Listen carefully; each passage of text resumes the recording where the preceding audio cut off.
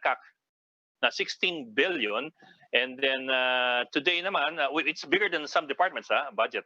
And today naman, flood control projects worth 150 billion pesos, a budget bigger than even that of the Department of Health. Grabe, no? Kasi yung Department of Health, 120 lang yata, Thereabouts, 120, 130. Yeah. 150, supposedly, here, no? So, mas malaki pa siya, mas malaki pa yung budget ng flood control versus for example Department of Agriculture na wala pang 100 billion or Department of Transportation na 147 billion I think is the proposed budget. So interesting questions lang. But of course, one question there is what kind of flood control project are we talking about? Kasi if they're hard infrastructure projects, that's one thing. Kasi those projects will stay. Pero in the past, kasi we've seen hundreds of millions of pesos being devoted to what we call dredging projects. Yeah. Which is needed din naman kahit paano. Pero if it goes uncontrolled, you're spending hundreds of millions of pesos just moving sand from one part of the river to the other. And it never ends. Yeah. Well, even as we're talking about that. Well, Robbie's online. Of course, the Dolomite project still goes on. No? So parang all of these come into play. Di ba? When you're talking about flooding and then you see the Dolomite, transfer in Manila Bay. Wow. Okay. But that's another... They're saying the DNR is doing a second study on the Dolomite project because of the protests. So they're reconsidering. But tama rin yung punto ng environmentalist doon. That's fine, that's welcome, but let an independent body, an independent group conduct the new study and the new research. Well, welcome, Robbie, and of course down there is Ami Pamintuan of the Philippine Star. Ami, what's your big story that's coming out tomorrow? Puro Pemberton kanina yung mga story. Pinirmahan na daw yung nakarating na sa Bucor yung nakarating na. Yung pardon and pinirmahan na ni Bucor chief kaya pwede nang i-turn over sa Bureau of Immigration. So by weekend baka pwede nang umalis si Pemberton. Tapos baka nga bukas pa lang If you remember, si Daniel Smith, it only took him 2 days from the reversal of the Court of Appeals to his flight to the US. Yun yung original na sinabi ng lawyer, di ba? By Friday, probably, baka nga pwede nang umalis. Kasi military plane naman yata mag-aalis dyan In the meantime, siniswerte yung mga prisoner doon, mga 86 na napalaya ngayong araw. 86. On pardon. Parol. Mga 90 sila actually, 90. Almost 90. In the meantime, isang interesting kay Pemberton is as we were discussing, presidential spokesman Harry Roque already gave his thoughts on this. But it was interesting, I thought. We expected him to defer to what President Duterte had decided. But he also, I don't know the exact words, but he also tied it to, pero kung ang kapalit naman nito is kung magkaroon ng vaccine galing sa US, we are guaranteed na tutulungan din tayo ng United States. It wasn't quite a categorical linking, but I thought it was interesting to bring in that context. Yes, right. I wonder if that's just pure speculation or meron siyang napipick up talaga na ganong drift, no? You wonder diba? Parang medyo layo, pero baka rin na rin. But the point is, he certainly did not have to say anything like that. All he had to do was to just defer to the president. That's what the Department of Justice has been doing, and other officials that have spoken out have just simply said, look, that's the prerogative of the president. This is what he's citing. Sinabi niya wala naman daw nagsabing bad conduct yang and so they just defer to the authority and the prerogative of the president. This context that was raised certainly was unprompted. Out of the loop, but that's part of his job to make it look like it's in the national interest. Mukha namang out of the loop siya doon. Saka sinabi naman nag-tweet kagad si Teddy Boy Locsin na hindi daw, wala daw, no exchange. No Yeah. exchange. But it's interesting na pati yung pag-release kay Pemberton na re-relate sa COVID problem natin. Oo Ano? nga. I smell a segue coming. Balik tayo ngayon sa ating pinakamalaking problema pa rin, the COVID pandemic, and that's our guest, Ed. Yeah. Our guest for tonight is somebody you probably see on TV more than you see us. Yes. Morning, noon, and night siya. Oo. Talagang she's gotten the hang of it already. I mean, how many months na? Since March pa, di ba? April, May, June, July, August. Going half a year. Yes. So let's welcome her na, game. Sige, napapahaba tuloy. Our first guest for tonight is of course Health Undersecretary Maria Rosario Vergeire. Mama Usec Vergeire, maraming salamat for joining us tonight. Good evening po. Good evening po. Good evening to all of you. Yes. Good evening po. Ma'am, si Secretary Anyo, Interior Secretary Anyo announced, I think it was only yesterday, na they will be tightening the rules on isolation or quarantine or quarantine of those who are positive, including home quarantine specifically. Before kasi may mga exemptions pag asymptomatic or mild symptoms, pwede ka mag-home quarantine if you have the bathroom, if you have your own room, and so on down the line. And Secretary Anyo saying, no, they will crack the whip. Malamang wala na exemptions possibly by this week. Ma'am, we'd assume, of course, that this was also, of course, through the DOH. What will happen now to everybody who is quarantined at home? They will have to be surrendered to isolation facilities. Well, nothing is final yet. Actually, I just came off from an IATF meeting and it was discussed there. And it was agreed that it would be further studied. But I just like to give that information where the National Task Force and even the ILG, that's I'm coming from why Secretary Anyo and Secretary Galvez are proposing this, because they see it in the ground when they go to the different areas that the home quarantine conditions of people who are doing this are not really conducive and not compliant to what is the existing protocol as of now or currently. So ang sabi nyo nga po, kailangan may sarili kang banyo, kailangan may sarili kang kwarto, kailangan wala po kayong vulnerable na population sa inyong bahay. So marami pong hindi nakaka-comply. That's why they are recommending that. But of course, it has to be agreed on. It has to be further discussed in IATF. We will wait for the decision of the IATF on this. Ma'am, so hindi po policy. Kasi the impression that he gave was that by this week, this will be in place. Well, it was discussed a while ago in IATF, and the agreement was it has to be further studied. But of course, we are looking at this and it has to be immediate because if it's going to be implemented, kailangan po nating i-orient din ang ating mga local government units. So pag-uusapan pa rin po, wala pang final. Usec, ilang araw lang sinasabi to ng DILG na yun ang gusto nila actually Si Secretary Anyo, si Secretary Galvez. Pero consistent din naman yung DOH na hindi complete na matutuloy, na meron pa rin pagbibigyan. Ano po yung pinakamalaki niyo bang reservation on your part kung magiging complete na na hindi na ipagbabawal na yung home quarantine? Ano ba yung inaalala ninyo doon? Well, unang-una, it will require resources kasi kailangan po yung ating mga facilities would be enough and adequate for everybody who will be identified as mild and asymptomatic to have these facilities to do that. Second, hindi lang naman yung facilities, kailangan po natin ng health human resources kapag po nagkakay tayo ng ganyan. Pangatlo, yun pong ating resources para pakainin po at isustain na natin ang mga ilalagay natin sa facilities. Kaya nga po lahat ng pag-uusapan at magkakaroon po ng desisyon ng IATF. Gusto ko lang klaruhin, meron naman pong nangyayari na ngayon na ganito, no? Ito pong tinatawag natin na Auckland Kalinga. Ginagawa na rin naman po yan, in-inspect na po ng NTF, in-inspect na po ni na Secretary Anyo, yung mga kalagayan ng ating kababayan. At yung pong mga nakita na nila, na-encourage po nila na lumipat po sa temporary treatment and monitoring facility. So nagagawa naman po, kaya lang kailangan lang of course maging formalized, kailangan makapag-usap-usap din po ang mga bawat ahensya, at saka kailangan handa ang gobyerno. Okay. Bakit po gawin ito, gayong sinasabi na nga po ng projections ng UP Octa na nagpo-flatten na.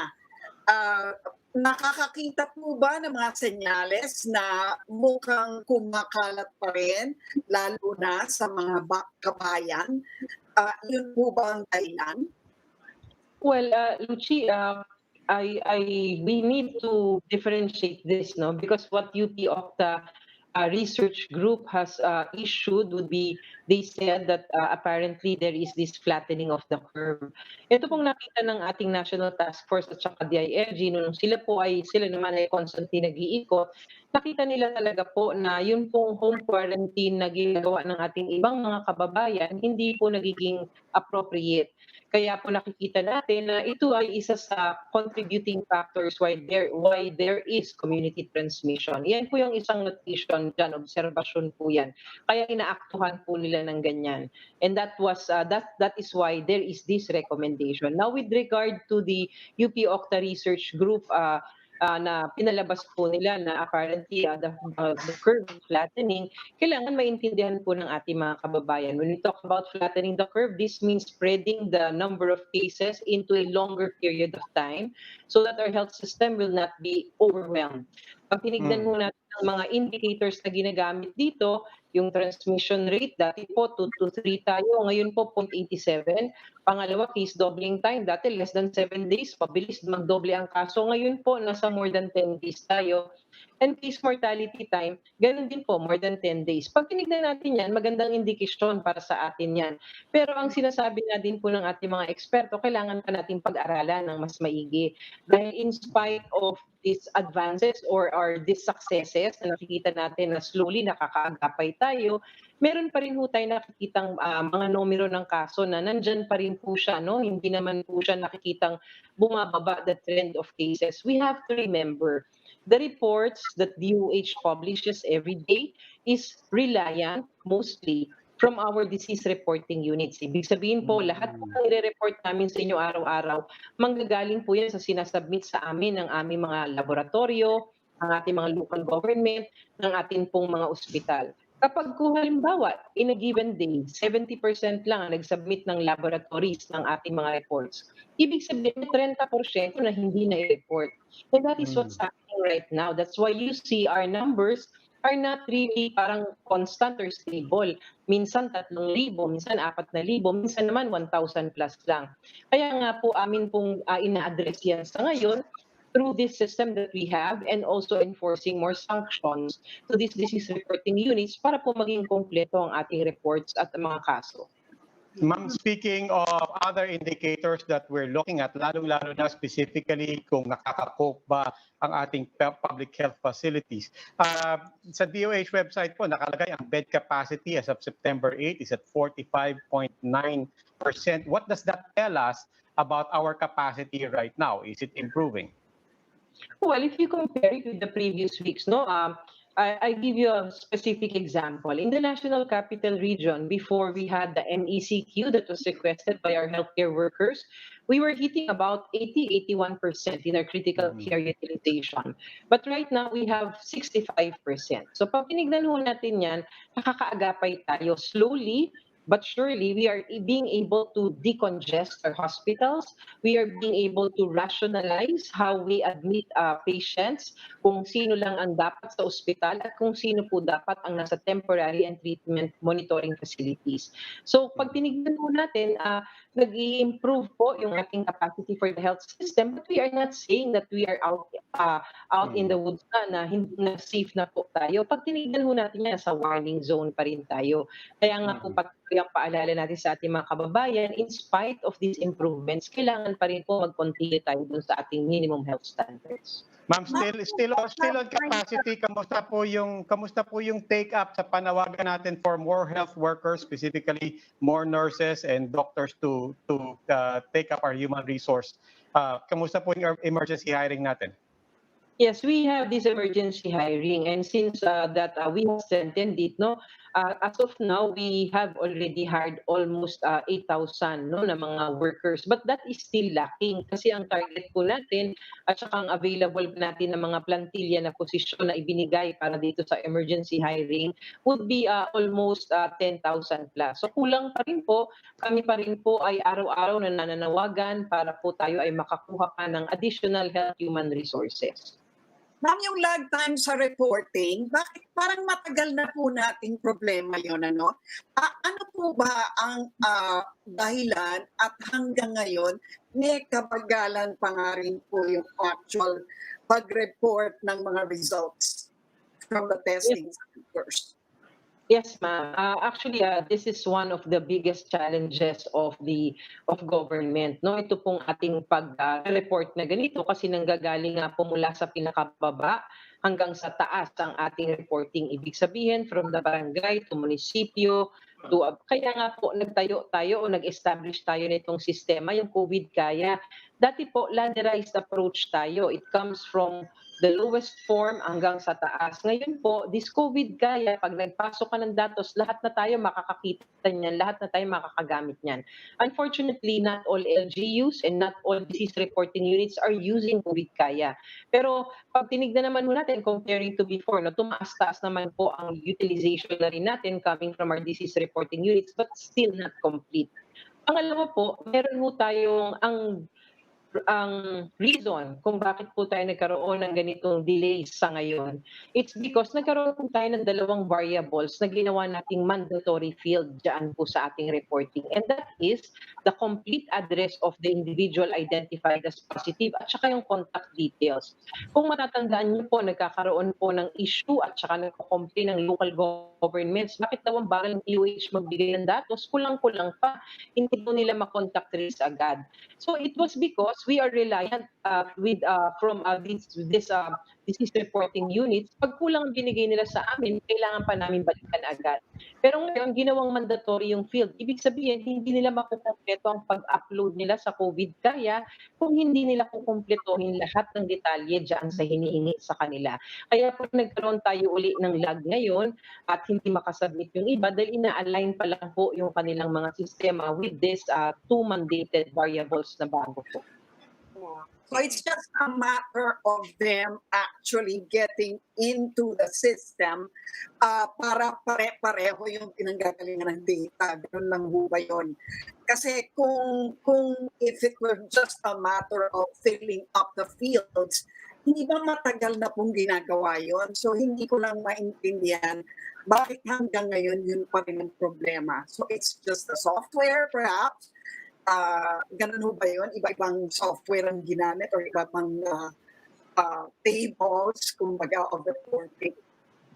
Well, maraming challenges dyan, ma'am. Unang-una, itong fields na ito, fini-fill outan po ito, no? And this should be, ideally, it should already be complete coming from the originating source before it gets to our laboratories. Unfortunately, when it gets to our laboratories, hindi pa rin kompleto. So ito pong ating mga medtech, yung mga gumagawa ng test, pagkatapos ng lahat ng gagawin nilang proseso, sila pa rin po ang magagawa at magkukompleto niyan.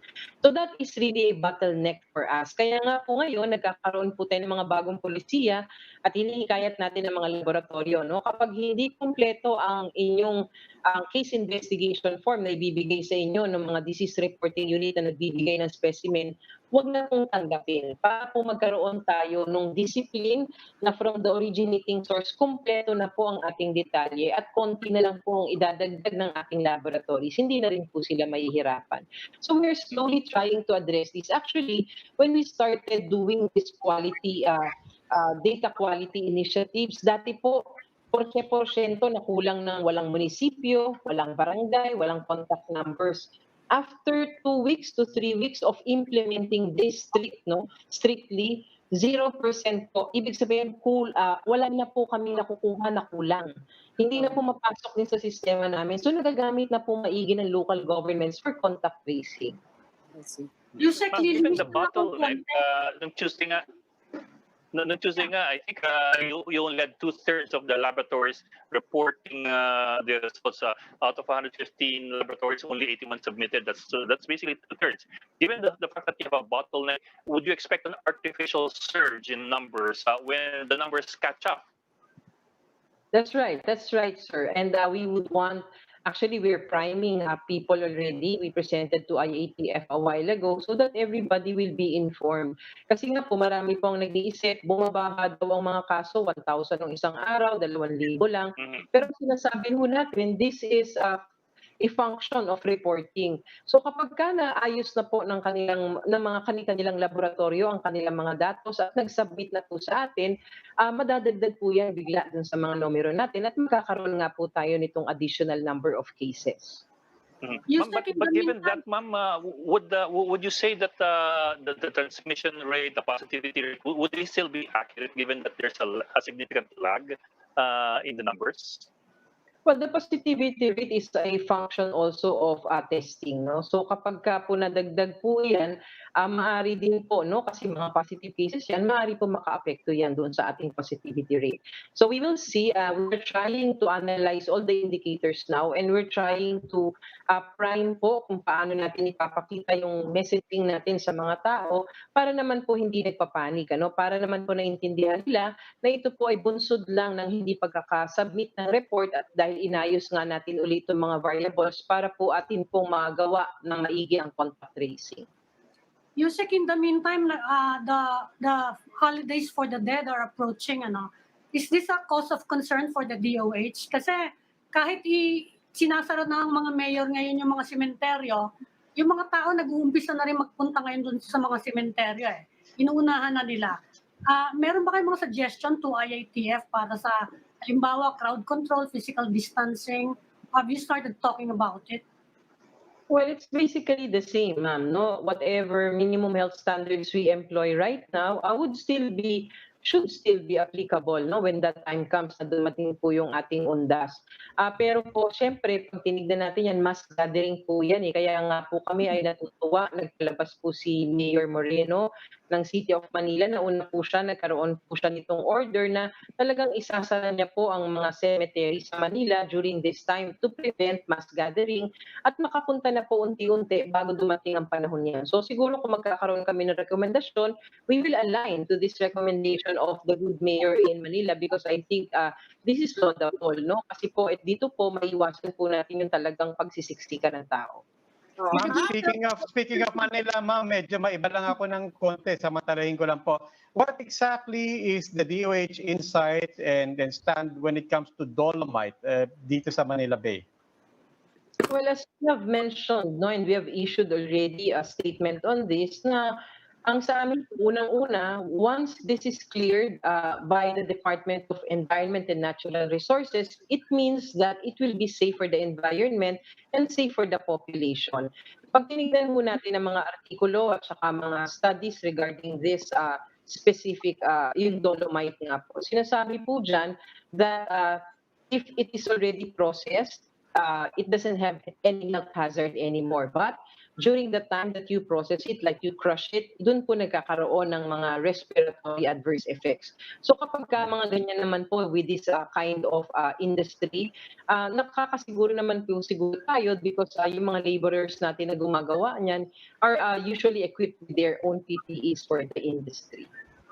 Okay, ito lang po yung sa antigen. Hanggang ngayon po ba, hindi pa po tanggap ang antigen tests as a standard for testing. Kasi parang marami pa rin po ang hindi nagsusubscribe sa antigen. What's the stand of the task force on this? Yes, ma'am. We are currently studying it thoroughly. Actually, meron na ho kaming draft for that. We just discussed this with IATF. Naaprubahan naman po iyan. Kailangan lang po ng final na guidelines na lumabas para po we can guide the implementers or those who's going to use it when antigen is when antigen is appropriate to be used, paano gagamitin, sino po ang pwedeng gamitin. Yan po ang ilalabas ng Department of Health na protocol. But ngayon po, masasabi po natin, meron na ho tayong guidelines for that and it has already been approved by the IATF. Pero may mga condition lang po na pwede natin yan gamitin. At yan po ay base sa siyensya na pinag-aralan ng ating Health Technology Assessment Council. So maybe by next week, we can already issue the guidelines. Once approved, again, we will present to IATF. Pag na-aprobahan na yung final pathways natin, we can already issue the guidelines. Can you share with us some of the conditions para katanggap-tanggap ang antigen? Oh, well, antigen testing, ma'am, unang-unang kondisyon, kailangan yung registered by FDA. Sa ngayon po, meron ng 8 antigen test kits na rehistrado ng FDA. Pangalawa, kailangan it's locally validated by our National Reference Laboratory, which is our ITM. And currently, they were already able to finish validating 2 of these 8 antigen test kits. Pangatlo, kailangan po makasunod sila dun sa diagnostic performance na nire-recommenda po ng ating Health Technology Assessment Council, and that is the sensitivity and the specificity of this test kit. So kailangan 80% or more or higher na sensitivity and more than 95% specificity ang magagamit na antigen test kits para magkaroon ng accurate test results. Pangapat po, sinabi ng Health Technology Assessment Council natin, hindi siya pwedeng gamitin para sa indiscriminate testing. Ibig sabihin, kahit sino na lang pwede. Kailangan po targeted testing pa rin. So, ang ginagawa ho nating guidelines ngayon ay ito po ang makakapag-guide dito po sa mga gumagamit nito kung paano gagamitin at kailan siya dapat gamitin. Ma'am, merong private company na nagdala dito ng Avigan under special permit daw from the FDA. Ginagamit na ba siya dito for treatment or for intervention in COVID cases? Well, ma'am, if we talk about the clinical trials for Avigan, it has not started yet. We are still finalizing the official documents that we will use for this. Pero po sa compassionate special permit na sinasabi, yung kinuha po sa FDA, nagagamit po yan ng mga pasyente sa ngayon at ito po ay kailangan lang na meron kang permit from the Food and Drug Administration for the patient to be able to receive this. So we are using it already? Yes, patients are using it already based from the permit that is being issued by the Food and Drug Administration. Okay. You need siyempre prescription drug yon. Of course, it has to be that the doctor would be applying for the use of this Avigan to FDA, and then the doctor has to attach the informed consent of his patient for this use. Sino Just to be clear, it's only for treatment. No, it is not a cure. There is no cure pa naman eh. It's only for treating symptoms. Intervention. No cure yet for COVID-19. All of these off-label drugs are being tried, pero wala pa hong nabibigyan ng ebidensya na sapat para sabihin na ito talaga ay makakapanggamot sa COVID-19. In the meantime, habang ini-administer siya, are you monitoring the effects on the patients? Kasi parang ang dami namin dinala ng kumpanya dito na drugs eh. Of course, ma'am, that's part of the condition. No? So we have this post-marketing surveillance that we do. This is a surveillance for adverse reactions or whatever benefits. So kahit hindi po siya kasama sa clinical trial, yan pa rin po ay monitor na maigi ng ating Food and Drug Administration. At may responsibilidad po ang mga ospital at mga doktor na gumagamit niya na mag-submit ng report sa FDA na regularly para po monitor ng FDA itong paggamit nito. And the patient needs a consent. Do you require a written consent from the patient? Yes, definitely, ma'am. Yes, ma'am. For every medicine that we try out na wala pa pong proven na effectiveness, ito po ay hinihingi natin sa ating mga kababayan na pasyente. Ma'am, last na lang para sa TV5, yung facilities namin. Ma'am, is it possible na pag merong nag-positive, hindi po ba pwedeng a certain portion lang of the facility will be shut down? Kailangan po ba talagang yung buong building, yung buong facility i-shut down? Hindi po ba? Yeah, may kahigpitan lang po yung shutdown requirements ninyo. with Dole? Well, I think DTI and Dole are discussing that right now, currently, no, para po pag-aralan itong naging provision na ito dun sa kanilang guidelines. Pero pag tinignan naman po natin, base sa mga protocols natin, pinapayagan naman po yung compartmentalized lockdowns. Ibig sabihin, halimbawa po, 5 po yung floor ng inyong building. Doon lang po sa second floor nagkaroon ng may sakit, tapos enclosed naman, at hindi naman apektado yung ibang lugar, maaari naman pong yung floor lang na yun, pati yung common areas on that floor. So mapag-uusapan po yan. Sa tingin ko, ngayon po, ang pagkakaalam ko, pinag-aaralan po ulit yan para makapagbigay tugon doon sa mga humihingi po ng apila o umaapila dito sa ganitong guideline. So wala pa pong final decision on it? Iyan po ang pagkakaalam ko kasi yan po ay nakapaloob doon sa DOH DTI guidelines. DOLE and DTI guidelines. I'm sorry. Okay. Salamat. Okay. Maraming salamat, ma'am. Undersecretary Maria Rosario Vergeire, ma'am, thank you very much for joining us tonight. Thank you po. Salamat po. Pasok na kayo. Balik na kayo sa studio na. Balik na sa studio, Ed. Para matapos. Okay lang. Mahirap trabaho sa bahay. Hindi na may aso tumataw. Akala ko pupunta. Balik sa studio. studio. Akala ko pupunta. Kayong dalawa, balik na sa studio. Oy, teka, mag-gap down tayo. Baka paalisin tayo. We'll just go into a break, so please stay with us.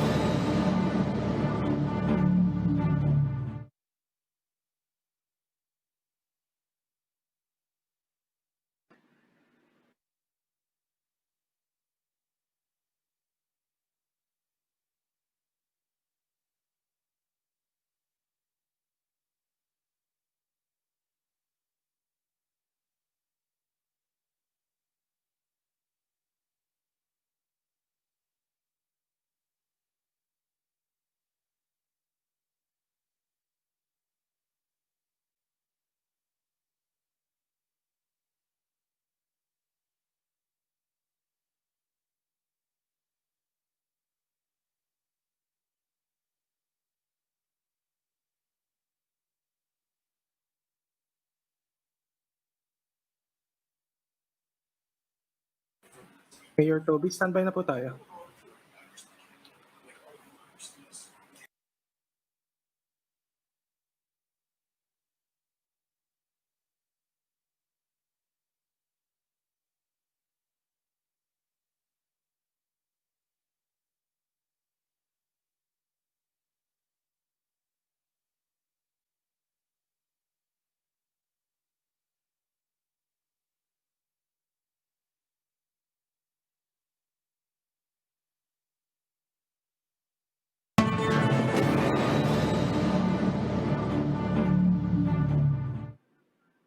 Welcome back to the Chiefs. We are now in the final stage of our conversation.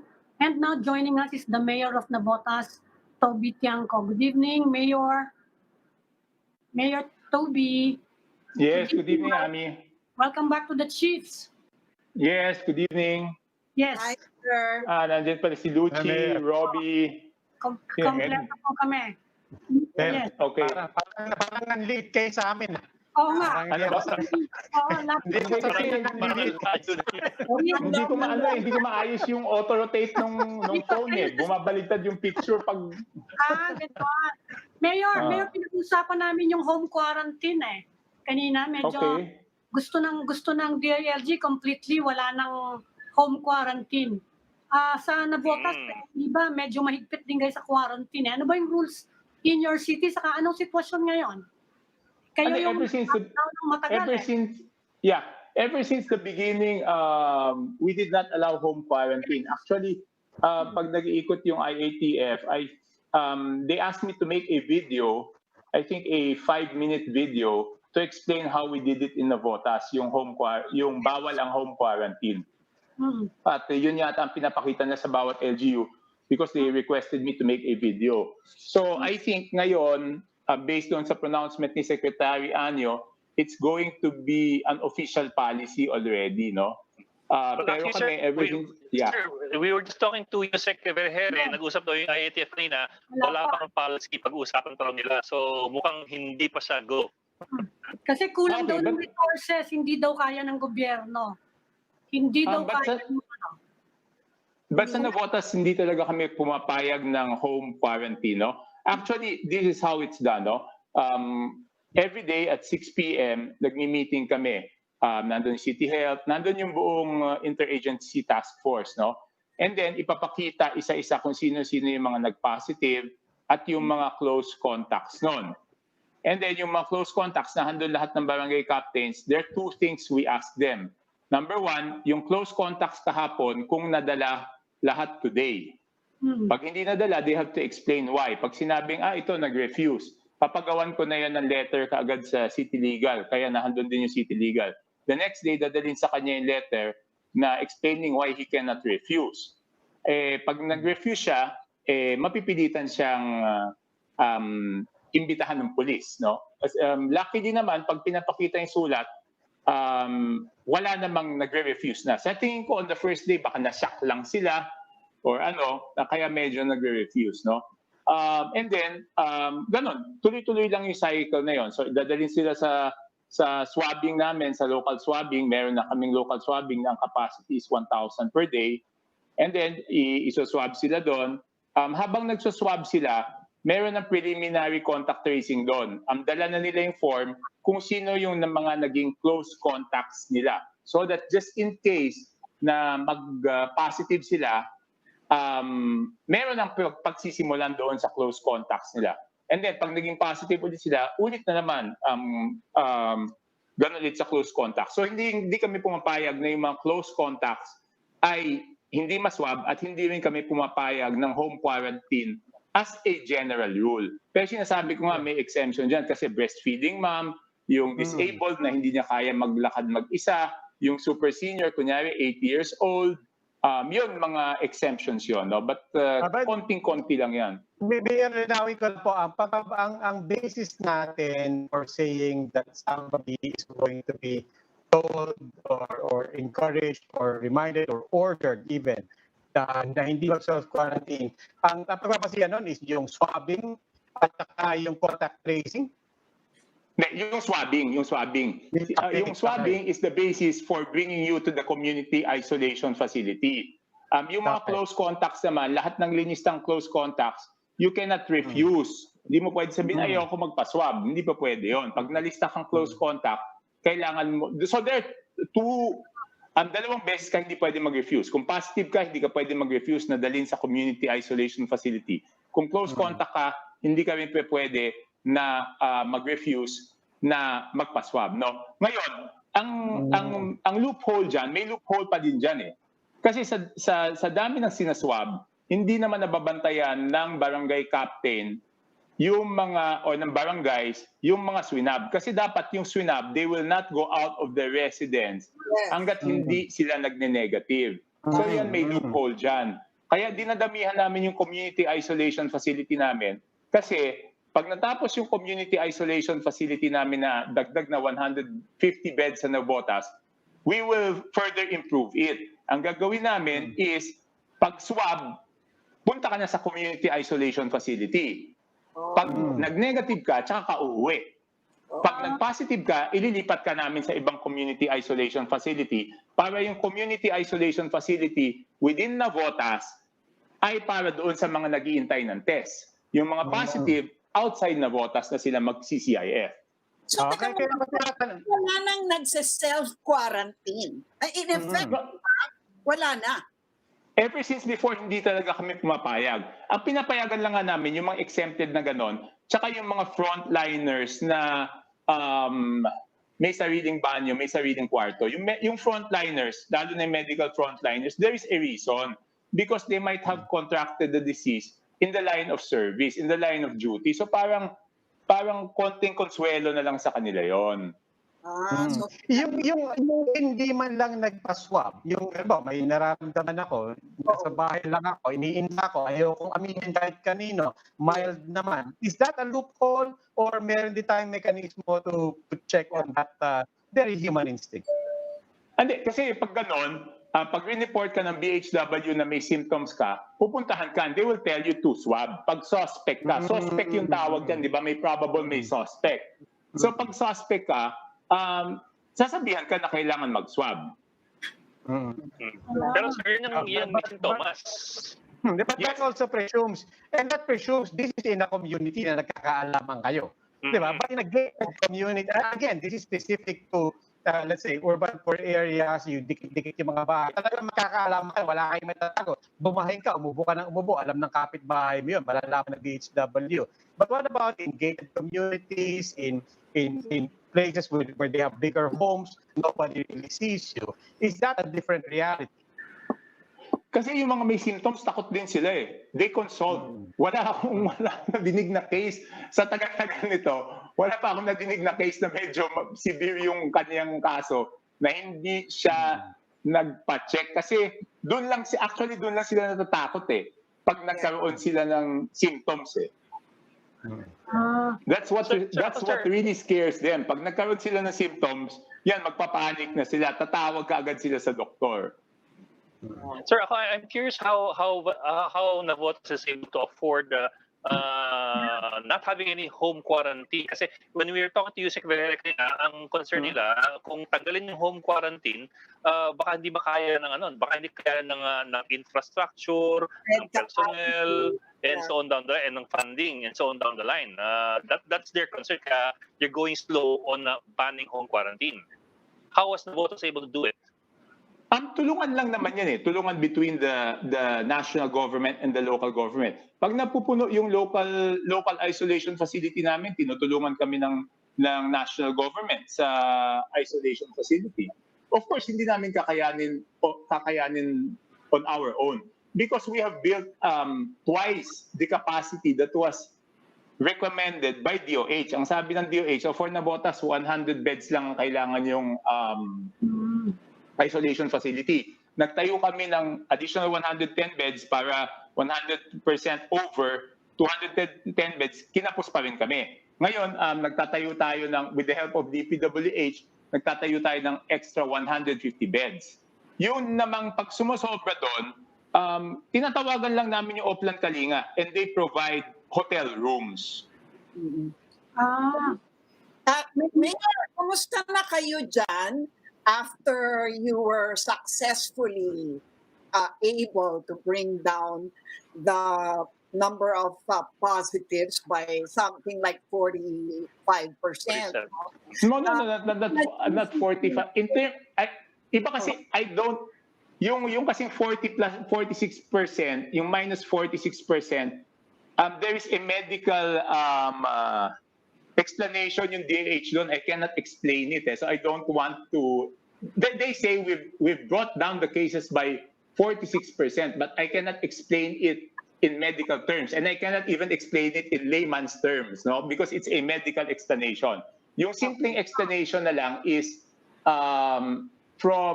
we brought down the positivity rate by 10% from 25 to 15. Pero yung sa DOH, ang explanation nila dyan is yung growth yata yan eh. The minus 46 is a negative 46 growth rate. Pero hindi ko ma-explain in ano eh. Ed? Yung bilit? Deceleration. Yes. Pero sorry, the trend is slowing down. Yes. Sorry, hindi ko alam explain yun sa totoo lang. Parang GNP at GDP. Parang GDP. But in the meantime, without... So, ang question ko is now na nag-GCQ, how are you doing?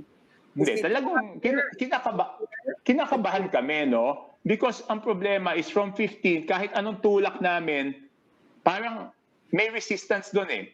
Parang ayaw bumaba sa 15 kahit anong tulak namin. In fact, di ba, ang ginagawa na namin is we're trying to test everyone. Nung una, prioritize namin, alam niyo naman yan, PUJ driver, tricycle driver, pedicab driver. Ngayon, prioritize naman namin lahat ng mga nasa palengke, lahat ng mga nasa grocery. Tinetest namin yan kahit hindi sila close contact, kahit hindi sila symptomatic, no? Para lang hanapin talaga. Pero mukhang ayaw bumaba eh. And kanina may pinag-uusapan kayo, yung building nyo, meron kaming housing building na close down because madaming cases. So doon sa housing building na yon, local housing building, we will test all the residents there. Ganon. Yes. Yeah. I think may 26 na positive. Hindi bumababa. You're saying hanggang 15 lang siya. Hindi bumababa. Hindi namin mapababa. No, we're trying to push it down. Pero in the last 2 weeks, nasa 15 siya. So hindi namin siya mapababa. Sundan ko lang, Mayor, yung tanong ni Luchi. Sundutin ko lang ng konti. Are you saying na it's still too early to tell the impact of GCQ to our LGUs? In my opinion, yes. No, I'm not a doctor, but syempre pag lumabas na tao, mas malaki yung tsansa na dadami mahawa. No? Of course, we hope na natuto na sila na yung mga information campaign of proper wearing of face mask, social distancing, hand washing, makatulong. But in most cases, kasi it's really still the same case. It's still within the household. It's when you let your guard down. It's when you go home, you talk to your family. Isip mo, lahat naman kami dito responsable. Hindi naman kami nagtatanggal ng mask sa labas. So sa lahat kami dito, walang negative sa amin. Biglang nagkwentuhan kayo. Yung pala isa positive. Yung buong bahay hawa na. Gano'n naman lagi until now. Until now, that is the case. So, Mayor, anong plano nyo ngayon, Mayor? Tinanong ko na rin to kanina kay Usec eh. Anong plano nyo sa paglapit ng undas?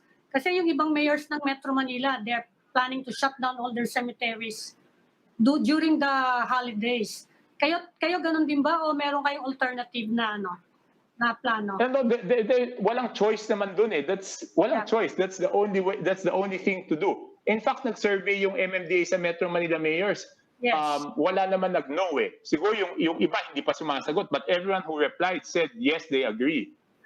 Pero meron kayo staggered visiting days? Ganun ba gagawin? Kasi yung iba, hindi daw nila mapipigilan yung mga tao na magsipunta sa cemetery at different days.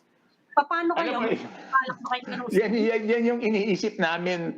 Yan yung hindi pa namin ma-finalize, no? Because what do? You allow, magbibigay ka ng from today, time slot, ma-reserve na kayo. Alphabetical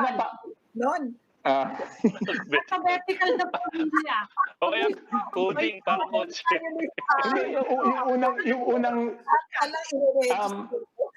nag-iisip talaga kami ng way, no? Paano gawin yan. But every day... Pumunta eh. Nakita nyo, yung mga tao nag-umpisa na pumunta ngayon eh. Paano gagawin yung... Yes, but that's much... mas okay naman yun kaysa pupunta lahat sila sa November 1, no? Ang problema is, when we start meeting at 6, naka-agenda yan, biglang mauubos yung time lang hanggang 8:39 because of... kasi doon sa amin, pag nag-contact tracing, it's not numbers, it's names. So I asked the barangay captain, bakit si ganito hindi mo dinala? Bakit si ganito hindi mo dinala? Isa-isa ko yan. Pangalan yan, hindi yung, bakit yung siyam na tao hindi mo dinala? Hindi ganon. They have to answer, bakit hindi mo nadala si ganyan? Ante, nagpa-test na ho kasi sa ibang lab. O dapat bukas, pakita mo sa amin yung test niya. Kung hindi niya mapakita yung test, we will bring him. Ganyan eh. Ganyan kapusisi yun eh. Kaya hindi talaga namin ma-finalize yung pag-isipan natin mabuti. May suggestion ba kayo paano gagawin? Yun, alphabetical. Ewan ko. I-coding na lang based sa last digit ng taon. Hindi kasi we welcome all suggestions because hindi naman pwedeng lahat manggaling sa amin yung mga idea, no? Minsan mas nanggagaling sa mga mamamayan. Kung ano ba talaga mas mabuti doon sa pagpunta sa... Ayun, sabi ni Ed, kung anong year daw yung kamatayan, yun yung different days. Ang dami kaya Last digit. But serious question, Mayor, kasi ako wala akong sagot. Ako wala akong suggestion. But serious question. We know that culturally this is very important to Filipinos. We also know this is the most serious health crisis we have ever faced. Is an option to just no, wala, shut down. Sorry po. For 2020, magdasal na kayo, sorry na kayo sa mga bibisitahin natin dahil wala kaming papabisitahin. Is that an option? Ay, hindi naman po pwede forever sarado yung stereo, di ba? Ibig sabihin, tama na nga yung proposal na during those 3 days. But kasi pwede naman, pwede namang ngayon magpunta sila, no? Kasi kahit ako, minsan pag sobrang, di ba there are times na ang init, di ba? Tapos ang sikip. There are times na hindi ako pumupunta ng November 1 eh. Natatandaan ko, pumupunta ako November 2, November 3. Ako mismo parang wala talagang tao. Ako lang mag-isanahan doon. Ang bilis. Pero marami-rami pa rin yun, Mayor. Marami-rami pa rin yun in 3 days. Ang dami pa rin tao nun. No. I mean, yun na nga.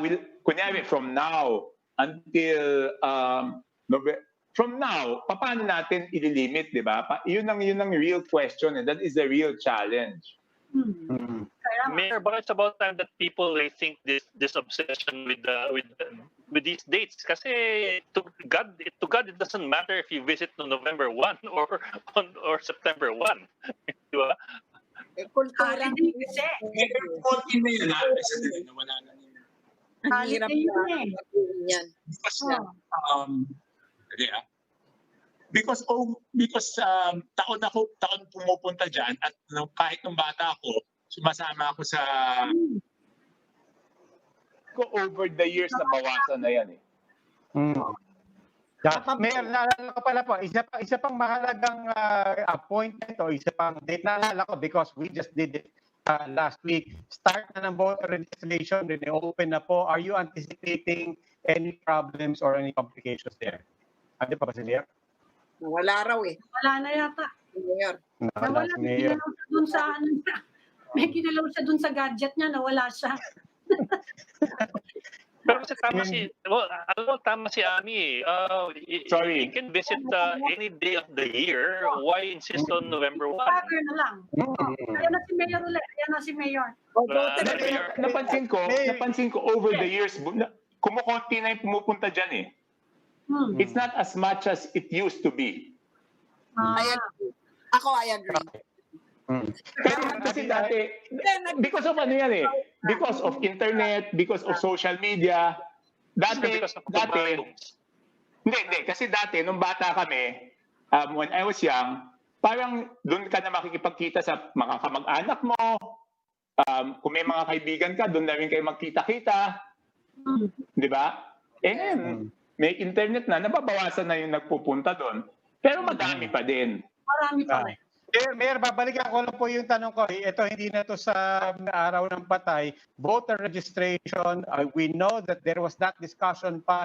Some mayors were saying, i-move pa natin to January again. Pero nagbukas, I know this because I brought my kids to register. Siguro similar din sa mas mabuti na yung umpisahan mo na ngayon, mag-register na habang walang tao. But are you anticipating any complications with voter registration? There is that worry, nandun yung pangamba. But it's something we cannot do anything about. Because tignan mo, kung iusod mo, hindi naman uusod yung deadline eh.